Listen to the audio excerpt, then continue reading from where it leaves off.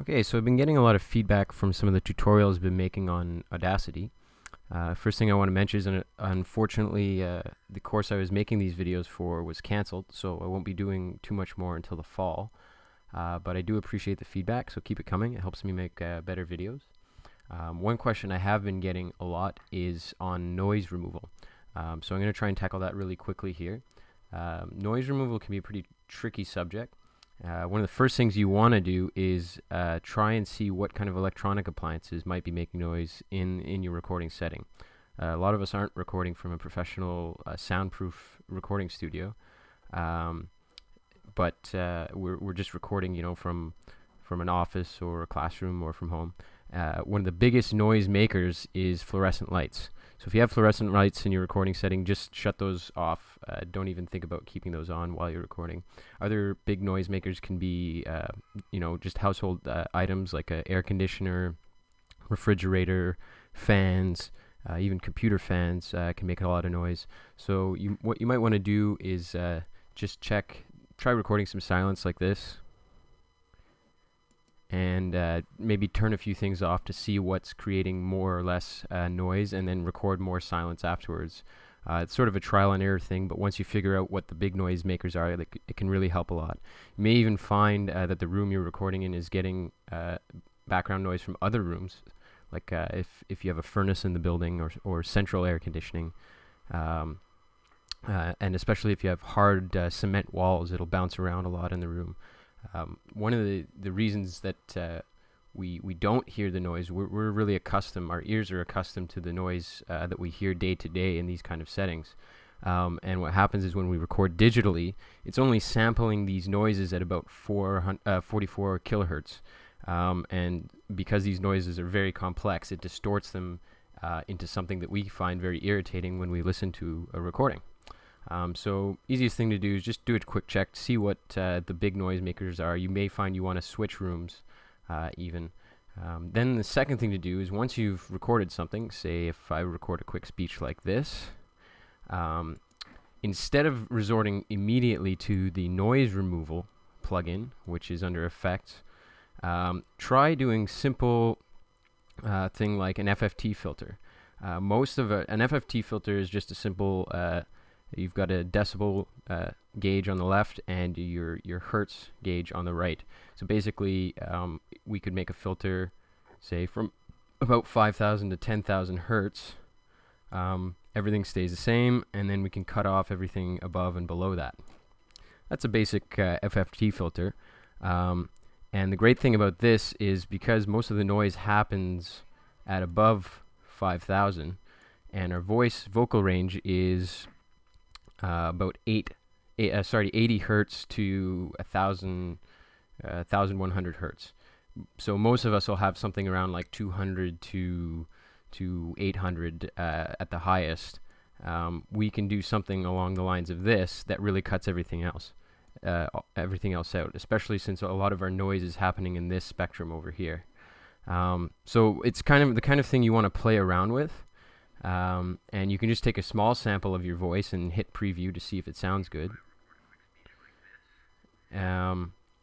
There's another effect. You can use equalization. I don't really like this one because you can load these predefined curves, which aren't really that good. It has a closer spectrum analysis, so like you can see the spectrum much closer. So 100 hertz and 300 hertz are easily clickable.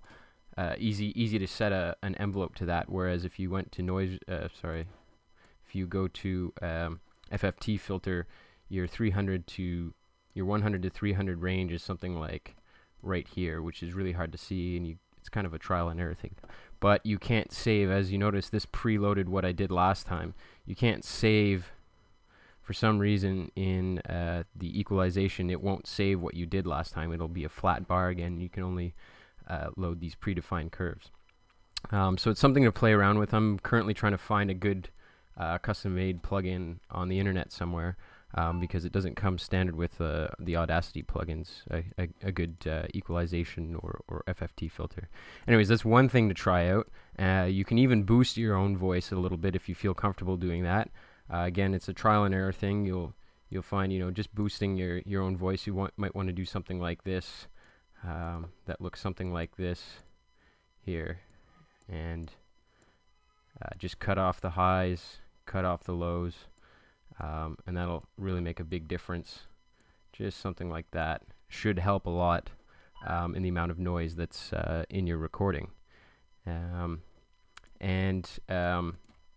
If you do have to resort to the noise removal, and you end up picking, you pick a little bit of silence like I've done here, you do your noise removal, get noise profile, and then you apply it to the entire file. You're typically going to want to go, the slider has about a dozen notches. You'll notice if you move it, it doesn't go up smoothly, it goes up incrementally. You shouldn't be going more than 3 or 4 from the far left. And you'll notice right away you get sort of a really weird distortion if you do go for more. And it kind of sounds like something out of the Transformers movie or something like that. Go for less, because what I find is even if you do have a bit of background noise, you tend not to notice it. You might hear it at first, but the listener, they're focusing on your voice and they won't notice it. It's usually, after a few seconds, most listeners don't hear that background noise. They tune it out. And actually, we just hear it because we're the ones creating the movie, creating our videos or creating our recording. So we're a lot more irritated by it. But go for less, as in this case, less is more. And you can do your compression if you need to compress your voice, or normalize. That's the other term they use here. To normalize your voice, you can do that after. But like I said, try to avoid using the noise removal altogether. Just use some of those tips I gave in terms of good placement and turning off all those electronic appliances that might be adding to the background noise. The other thing you can do, and I found a really helpful tutorial online, and if some of you probably don't even know that this exists, but there is an Audacity wiki. So if you just Google Audacity wiki, and go down to the search. It works just like Wikipedia. Go to the search and type in noise removal, and you'll get a really good readout on noise removal. There's a really cool tip way down at the bottom on frequency analysis and using a notch filter. It's a little bit complicated, but if you really want to put the time in, one of the things is if you're recording in a setting where there is something like a noise that there's nothing you can do about it, you may be able, using frequency analysis, to pinpoint that. And what frequency analysis is you just go into analyze,